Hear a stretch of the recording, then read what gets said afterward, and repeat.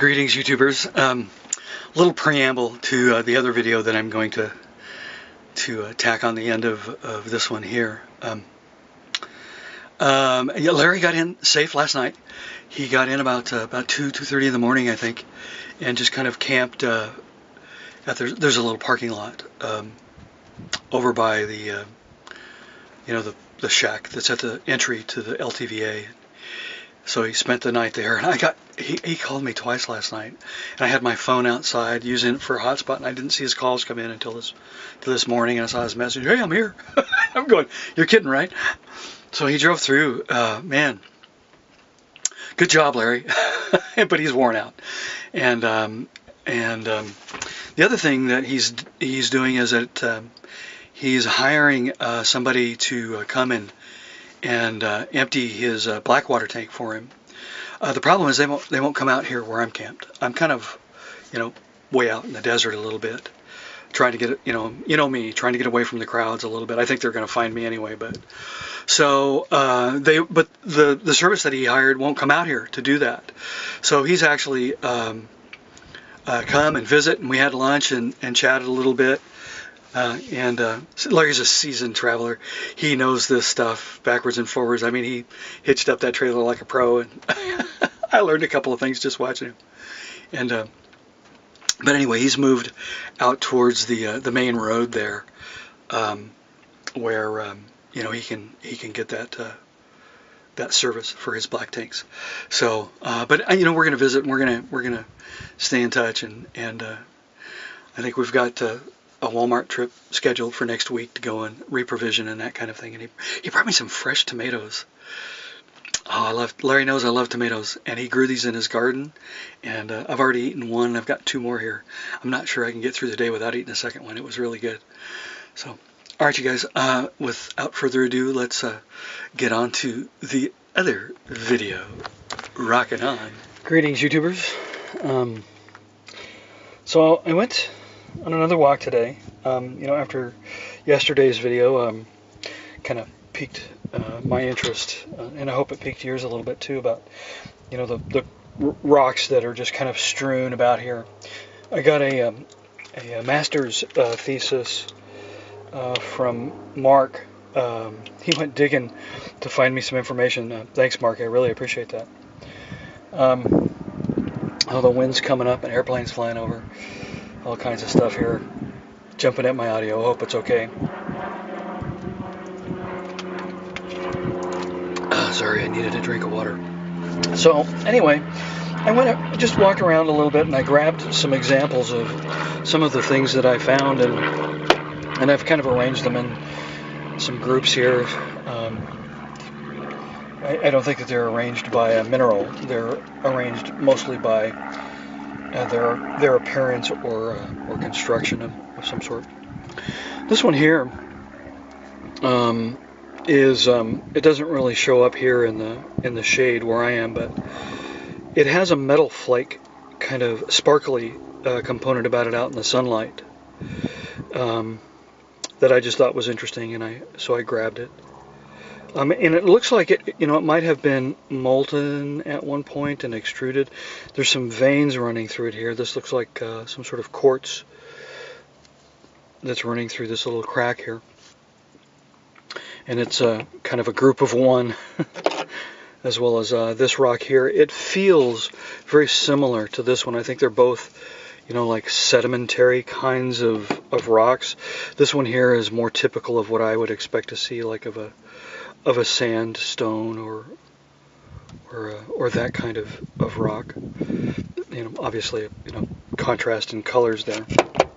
This little group here, most of the reason for these being in this group is the fact that they're green. So let's see if I can get this a little brighter here, and maybe these colors will show up a little bit better. But this has got kind of a green cast to it. This has kind of a green cast. The other reason that they're here is that they appear to be almost granite-like. Granite is a composite rock. I think they're called igneous rocks. I'm not sure. But you know, there's quartz and obsidian and mica and different things that are contained in granite, and these kind of had a granite-like appearance, and they all have this unusual green cast. This is one exception. This one appears to be more homogeneous. I don't know if it's amorphic like an obsidian or something like that. I think it's still crystalline, but it's, you know, it's not granite like it, but it does have that green cast. So, but I mean, very big difference between, oops, sorry, I keep bumping the camera. Very big difference between this group of rocks and, you know, this group of rocks. And then this one here, these here I found to be really interesting. I don't know if you can pick up on the color here, but this is very much rust colored. I mean, if I saw this out in the iron yard, I'd say that's a piece of rusted iron. And it's not, I mean, I would expect it to be heavier if it were like a piece of iron that had rusted, but I'd be shocked if this didn't come back with a high iron oxide content to it. And I think that this is, you know, this mineral, whatever it is, seems to be, you know, around this area quite a bit, and I think that that's what's responsible for this rust-colored tint that I see on a lot of rocks. And since I've got this one up, this is quartzite, and you can see that there's kind of some shiny crystal surfaces here and some veins running through it. Quartzite is, as Mark pointed out, is typically a place where you would find gold. Quartzite is one of the things that I think people look for, you know, veins of quartzite when they're prospecting for gold. I haven't come across any. I suspect that I probably won't. I'm not deliberately looking for it, so I don't know, maybe serendipity will shine on me and I'll find a piece of gold and some quartzite. More of that rust pigmentation that I've been seeing. This one was interesting because it's rounded more. It's not as angular. It looks like it's been weathered, worn, and it's got some deeper obsidian-like inclusions in the matrix. And I think that this is indicative of where you would want to find gold. If I broke this rock open, you know, there might be some gold flecks or something in there. I'm also seeing this greenish attachment to the quartzite, but I think it's like a blue-green algae that grows because it's always underneath the rock where it's moist, and it washes off. Oops, dang it, bumped the camera again. Another piece of quartzite, little embed of inclusion of obsidian. So, you know, very different groups. I mean, these are very rusty, irony looking, very crystal, quartzy, granite, very sedimentary sandstone kinds of rocks. These are the ones that that kind of really piqued my interest. I don't know what about you, but I just found this to be beautiful. I mean, to me, that's a piece of art and a texture that I would use somewhere artistically, and I found it to just be an interesting, but it's, you know, it's got different minerals that are kind of embedded inside each other. You know, like this, somebody threw in this kind of molten rock and somebody threw in this kind of molten rock, and it kind of mixed together and it hardened and it looks like this. I found the other rock that I was talking about yesterday that I thought looked like concrete. To me, this looks exactly like concrete, with a few exceptions. First, let me tell you something about concrete. Concrete is a mixture of rocks and sand and cement. Cement is calcium carbonate, which is formed by coral reefs and then becomes fossilized. And what we do is we dig up these fossil coral remains and we grind them up into a fine powder.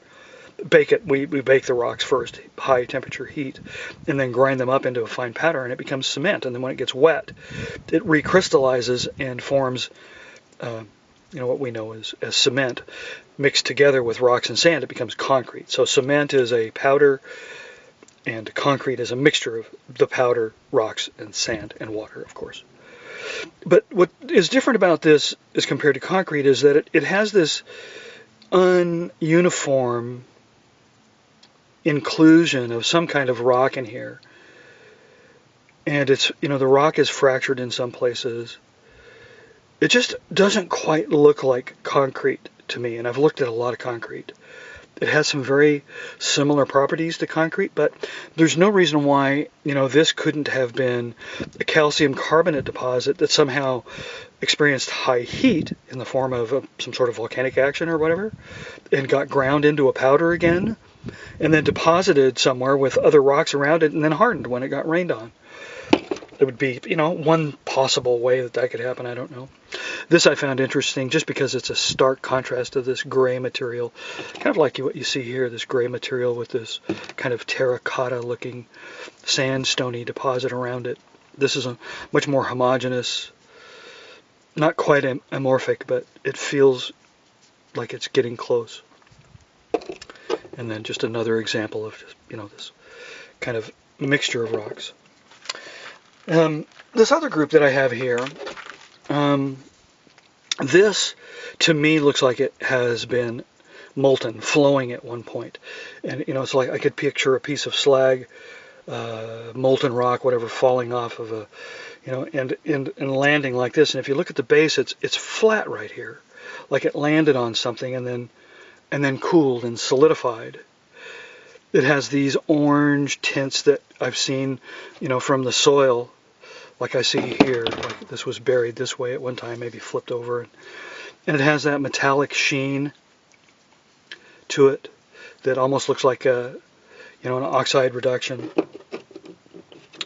These rocks have some similar features to them, only they have areas that have been kind of eroded out. Like there was a softer material embedded inside this once molten material, and it eroded out. This rock here is a really good example of it. I mean, you can just see it's actually undercut in some places, and then outside it has that smooth, almost molten, reducing atmosphere kind of appearance to it. And the weather has eroded away the softer material and left the harder material intact. And then here's a couple of the rocks that I thought were lava. AT seems to think this is slag from a foundry. Great theory. I think it's a possibility. Some questions that I have as it regards to this particular area, though, is that I'm sure there were foundries here. This is an area of the country where precious metals were found, and I'm sure there was some mining going on and probably some sort of smelting or foundry work. The problem is that just the LTVAs here are 11,000 miles, or 11,000 square acres. That's a huge area, and that's just the LTVA. And if you look at the area here, this kind of distribution of rocks is over many, many, many square miles. So I don't know. I can't rule out the possibility that it could be a foundry, but I don't know. It seems unlikely to me. So I'm going to read that paper that Mark sent me. I have it downloaded onto my laptop. It looks like a pretty extensive work. And it's a master's level document. It's probably got a lot of science that's way over my head, but I'm going to look at it and see what I can learn from it, and maybe it'll give me some answers about this weird distribution of rocks that you see before you. I don't know. I find them interesting, and a couple of you have mentioned that you found it interesting also. And so anyway, the rock story continues. We're rocking on. All right, guys. Love you. Appreciate you. Later.